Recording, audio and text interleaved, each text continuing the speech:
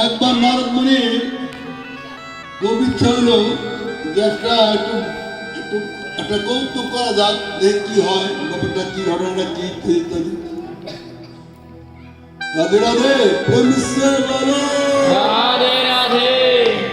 নারদ মুনি গিয়া বলতেছে, মানে প্রয়াগ হলো সমস্ত তীর্থদের রাজা, কোটি কোটি তীর্থ আছে। এই সমস্ত তীর্থের ভিতর এই 7-8 জন খুব নাম করা, এদের ভিতর আবার একজন প্রধান, তিনি হচ্ছে প্রয়াগরাজ। প্রয়াগ হচ্ছে সবচেয়ে বড়। এখন নারদ মুনি বলছে, প্রয়াগ তুমি তো সবচেয়ে বড় তীর্থরাজ, কালকে আমি দেখে এলাম রাধাকুণ্ডে স্নান হতেছে, রাধাকুণ্ডে ভক্ত স্নান করতেছে, প্রচুর ভক্ত, লক্ষ লক্ষ ভক্ত। তোমার তো ডাকে না,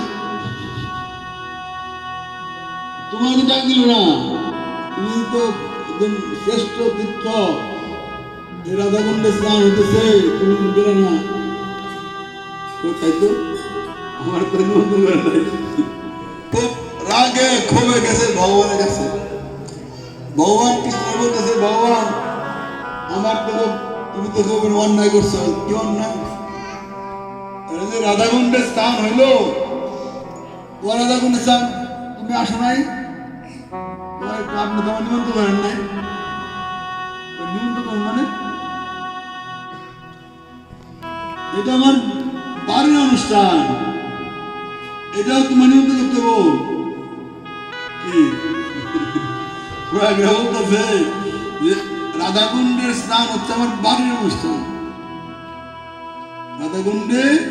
রাধাকুণ্ডের জলে রাধানি মিশ্রিত হয়ে গেছে, আর রাধাকুণ্ডের পাশে আছে শ্যামকুণ্ড, শ্যামকুণ্ডের জলে আমি মিশ্রিত হয়ে গেছি। রাধাকুণ্ড শ্যামকুণ্ড অপ্রাকৃত কুণ্ড, সমগ্র পৃথিবীর তীর্থ একত্রিত করলেও এদের স্বপ্ন হবে না। কারণ তুমি আসো না, সেটা তোমার দুর্ভাগ্য। তুমি শুনছো তো রাধাকুণ্ডে স্নান করবে হয়, তুমি কেন আসলে না? প্রভু নারদ আমার বললো আমার নিমন্ত্রণ করেন নাই। ও নারদের কথা তো শুনি তুমি?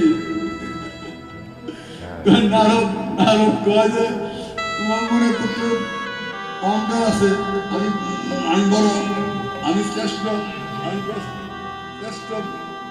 কেন বলছেন না প্রভু? যে এটা যেন তীর্থদের অভিমান না হয়। আর কি হলো, রাধাকুণ্ডের মোহে প্রকাশ করলো যে সমস্ত তীর্থক্ষেত্রে স্নান করলেও যে পুণ্য হবে, রাধাকুণ্ডে স্নান করলে তার সর্বাধিক পুণ্য হবে। আর ভক্তেরা পুণ্যের ধার ধারে না, ভক্তরা কি ধার ধারে?